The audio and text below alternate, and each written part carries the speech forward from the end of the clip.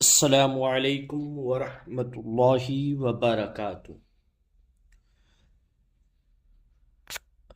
سیرت مصطفیٰ صلی اللہ تعالی علیہ وسلم کی اس سیریز میں ہم ابھی تک حضور اکرم صلی اللہ تعالی علیہ وسلم کے ہجرت کے 9 سال بیان کر چکے ہیں۔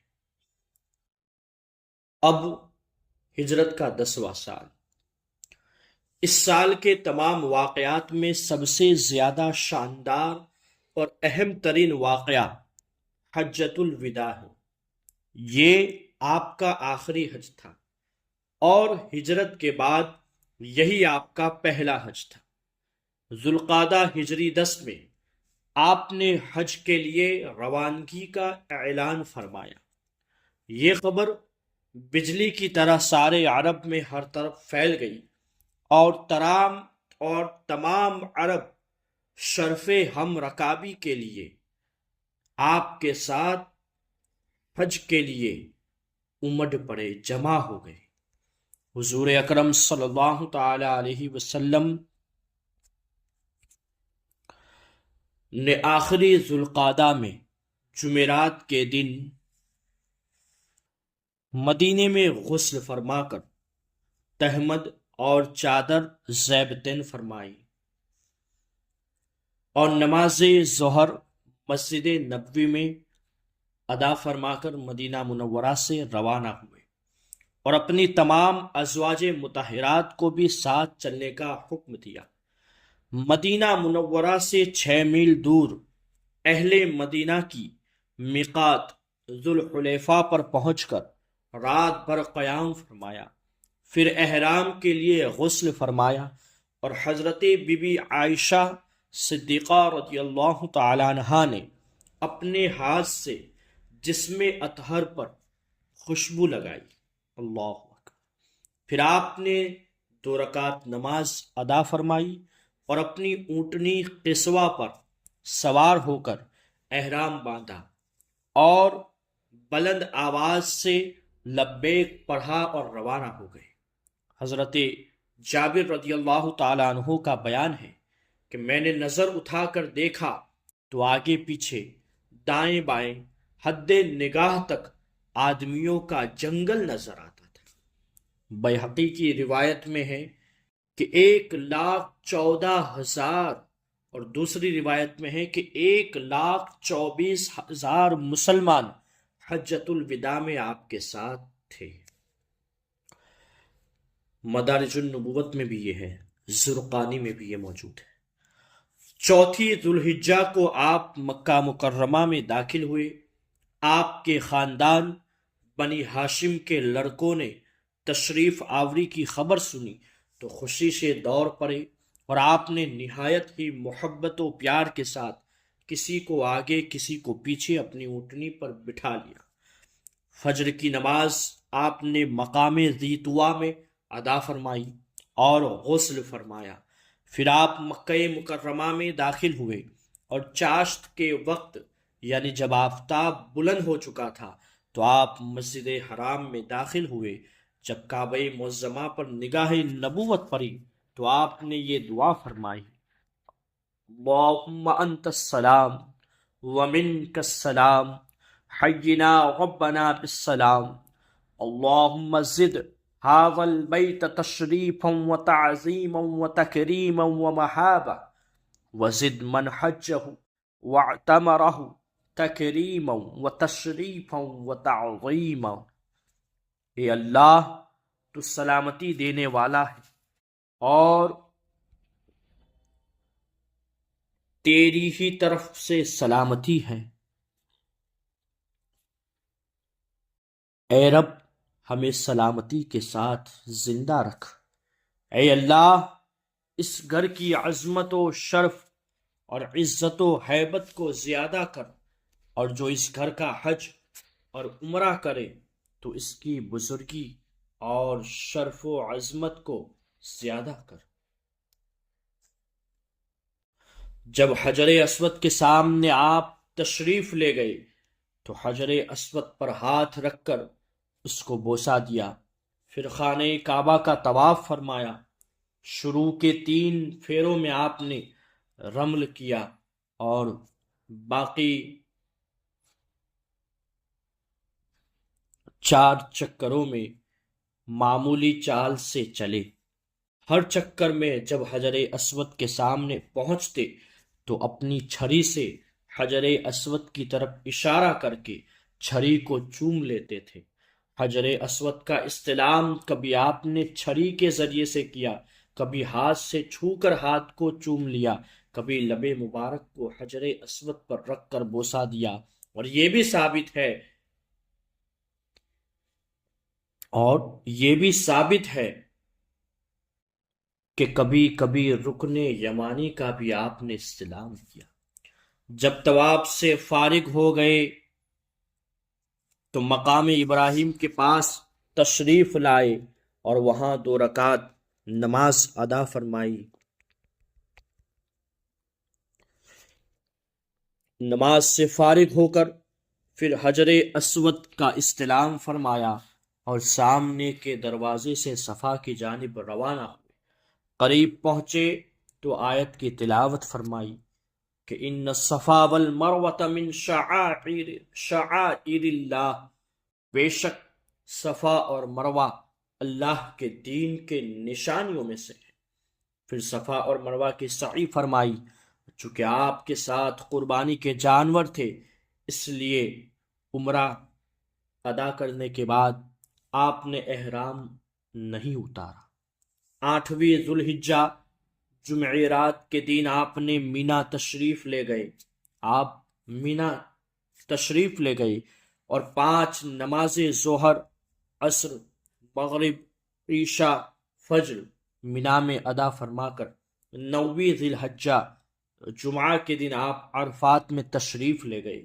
زمانہ جاہلیت میں چونکہ قریش اپنے کو سارے عرب میں افضل و اعلیٰ شمار کرتے تھے، اس لیے وہ عرفات کی بجائے مزدلفہ میں قیام کرتے تھے اور دوسرے تمام عرب عرفات میں ٹھہرتے تھے، لیکن اسلامی مساوات نے قریش کے لیے اس تخصیص کو گوارا نہیں کیا اور اللہ تبارک و تعالی نے یہ حکم دیا ثم افیدوا من حیث افاد الناس، اے قریش تم بھی وہیں عرفات سے پلٹ کر آؤ جہاں سے سب لوگ پلٹ کر آتے ہیں۔ حضور اکرم صلی اللہ تعالی علیہ وسلم نے عرفات پہنچ کر ایک کمبل کے خیمے میں قیام فرمایا۔ جب سورج ڈھل گیا تو آپ نے اپنی اونٹنی قصوہ پر سوار ہو کر خطبہ پڑھا۔ اس خطبے میں آپ نے بہت سی ضروری احکام اسلام کا اعلان فرمایا اور زمانے جاہلیت کی تمام برائیوں اور بے ہدہ رسموں کو آپ نے مٹاتے ہوئے اعلان فرمایا کہ الا کل شیء من امر الجاہلیت تحت قدمی موضوع، سن لو جاہلیت کے تمام دستور، تمام رسمیں میرے دونوں قدموں کے نیچے پامال ہیں، یعنی میں نے اپنے دونوں پیروں سے اس کو رون ڈالا۔ اسی طرح زمانے جاہلیت کے خاندانی تفاخر اور رنگ و نسل کی برتری اور قومیت میں نیچ اونچ وغیرہ تصورات جاہلیت کے بتوں کو پاش کرتے ہوئے مساوات اسلام کا علم بلند فرماتے ہوئے تاجدار دو عالم صلی اللہ تعالی علیہ وسلم نے اپنے اس تاریخی خطبے میں ارشاد فرمایا ایھا الناس الا ان ربکم واحد وان اباکم واحد لا فضل لعربی علی عجمی ولا لأحمر علی اسود ولا لأسود علی احمر الا بالتقوی۔ اے لوگو، بے شک تمہارا رب ایک ہے اور بے شک تمہارا باپ ایک ہے، یعنی آدم علیہ السلام۔ سن لو، کسی عربی کو کسی عجمی پر، کسی سرخ کو کسی کالے پر اور کسی کالے کو کسی سرخ پر کوئی فضیلت نہیں مگر تقوی کے سبب سے۔ یعنی کوئی کسی کو کوئی فضیلت نہیں، فضیلت والا ہوگا تو وہ تقوی والا ہی ہوگا۔ اسی طرح تمام دنیا میں امن و امان قائم فرمانے کے لیے امن و سلامتی کے شہنشاہ تاجدار دو عالم نے یہ خدائی فرمان جاری فرمایا، ان دماءکم و اموالکم علیکم حرام كحرمة يومكم هذا في شهركم هذا في بلدكم هذا يوم تلقون ربكم، تمہارا خون اور تمہارا مال تم پر تا قیامت اسی طرح حرام ہے جس طرح تمہارا یہ دین، تمہارا یہ مہینہ، تمہارا یہ شہر محترم۔ اپنا خطبہ فرماتے ہوئے آپ نے سامعین سے فرمایا کہ وَأَنْتُمْ مَسْئُولُونَ عَنِّي فَمَا أَنْتُمْ قَائِلُونَ، تم سے خدا کے یہاں میری نسبت پوچھا جائے گا کہ تم لوگ کیا جواب دو گے۔ تمام سامعین نے کہا کہ ہم لوگ خدا سے کہہ دیں گے کہ آپ نے خدا کا پیغام پہنچا دیا اور رسالت کا حق ادا کر دیا۔ یہ سن کر آپ نے آسمان کی طرف انگلی اٹھائی اور 3 بار فرمایا، اللہم اشہد، اے اللہ تو گواہ ہے، اللہم اشہد، اے اللہ تو گواہ رہنا، تو گواہ رہنا۔ عین اسی حالت میں جبکہ خطبے میں آپ اپنا فرض رسالت ادا فرما رہے تھے، یہ آیت کریمہ نازل ہوئی، الیوم اکملت لکم دینکم واتممت علیکم نعمتی ورضیت لکم الاسلام دینا، آج میں نے تمہارے لیے تمہارے دین کو مکمل کر دیا اور اپنی نعمت تمام کر دی اور تمہارے لیے دین اسلام کو پسند کر دیا۔ یہ حیرت انگیز عبرت خیز واقعہ بھی یاد رکھنے کے قابل ہے کہ جس وقت شہنشاہ کونین، خدا کے نائب اکرم اور خلیفہ اعظم ہونے کی حیثیت سے فرمان ربانی کا اعلان فرما رہے تھے، آپ کے تخت شہنشاہی یعنی اونٹنی کا کجاوا اور عرق گیر شاید 10 روپے سے زیادہ قیمت کا نہ تھا۔ نہ اس اونٹنی پر کوئی شاندار کجاوا تھا، نہ کوئی ہودج، نہ کوئی محمل، نہ کوئی چتر، نہ کوئی تاج، نہ کوئی سٹیج۔ کیا تاریخ اسلام، تاریخ عالم میں کسی اور بادشاہ نے بھی ایسی سادگی کا نمونہ پیش کیا ہے؟ اس کا جواب یہی اور فقط یہی ہے کہ نہیں۔ یہ وہ زاہدانہ شہنشاہی ہے جو صرف شہنشاہ دو عالم کی شہنشاہیت کا طرے امتیاز ہے۔ خطبے کے بعد آپ نے ظہر و عصر ایک اذان اور 2 اقامتوں سے ادا فرمائی، پھر موقف میں تشریف لے گئے اور جبل رحمت کے نیچے غروب آفتاب تک دعاؤں میں مصروف رہے۔ غروب آفتاب کے بعد عرفات سے 1 لاکھ سے زائد حجاج کے ازدحام میں مزدلفہ پہنچے۔ یہاں پہلے مغرب، پھر عشاء ایک اذان اور 2 اقامتوں سے ادا فرمائی۔ مشعر حرام کے پاس رات بھر امت کے لیے دعائیں مانگتے رہے اور سورج نکلنے سے پہلے مزدلفہ سے مینا کے لیے روانہ ہو گئے اور وادی محصر کے راستے سے مینا میں آپ جمرہ کے پاس تشریف لائے اور کنکریاں ماری۔ پھر آپ نے بلند آواز سے فرمایا، لِتَأْخُذُوا مَنَاسِكَكُمْ فَإِنِّي لَا أَدْرِ لَعَلِّي لَا أَحُجُّ بَعْدَ حَجَّتِي هَٰذِهِ، حج کے مسائل سیکھ لو، میں نہیں جانتا کہ شاید اس کے بعد میں دوسرا حج نہ کروں گا۔ مینا میں بھی آپ نے ایک طویل خطبہ دیا جس میں عرفات کے خطبے کی طرح بہت سے مسائل و احکام کا اعلان فرمایا۔ پھر قربان گاہ میں تشریف لے گئے اور آپ کے ساتھ قربانی کے 100 اونٹ تھے۔ کچھ کو تو آپ نے اپنے دست مبارک سے ذبح فرمایا اور باقی حضرت مولا علی کو سونپ دیا اور گوشت پوست جھول نیک نکیل سب کو خیرات کر دینے کا حکم دیا، اور فرمایا کہ قصاب کی مزدوری بھی اس میں سے ادا نہ کی جائے بلکہ الگ سے دی جائے۔ قربانی کے بعد معمر بن عبداللہ سے آپ نے سر کے بال اتروائے اور کچھ حصہ حضرت ابو طلحہ انصاری کو عطا فرمایا اور باقی موئے مبارک کو مسلمانوں میں تقسیم کر دینے کا حکم صادر فرمایا، مسلم کی روایت میں۔ اس کے بعد آپ مکہ تشریف لائے اور طواف زیارت فرمایا، پھر چاہے زمزم کے پاس تشریف لائے۔ خاندان عبد المطلب کے لوگ حاجیوں کو زمزم پلا رہے تھے، آپ نے ارشاد فرمایا کہ مجھے یہ خوف نہ ہوتا کہ مجھ کو ایسا کرتے دیکھ کر دوسرے لوگ بھی تمہارے ہاتھ سے ڈول چھین کر خود اپنے ہاتھ سے پانی بھر کر پینے لگیں گے، تو میں خود اپنے ہاتھ سے پانی بھر کر پیتا۔ حضرت عباس نے زمزم شریف پیش کیا اور آپ نے قبلہ رخ کھڑے ہو کر کھڑے کھڑے زمزم شریف نوش فرمایا، پھر مینا واپس تشریف لے گئے اور 12 ذوالحجہ تک مینا میں مقیم رہے، اور ہر روز سورج ڈھلنے کے بعد جمروں کو کنکری مارتے رہے۔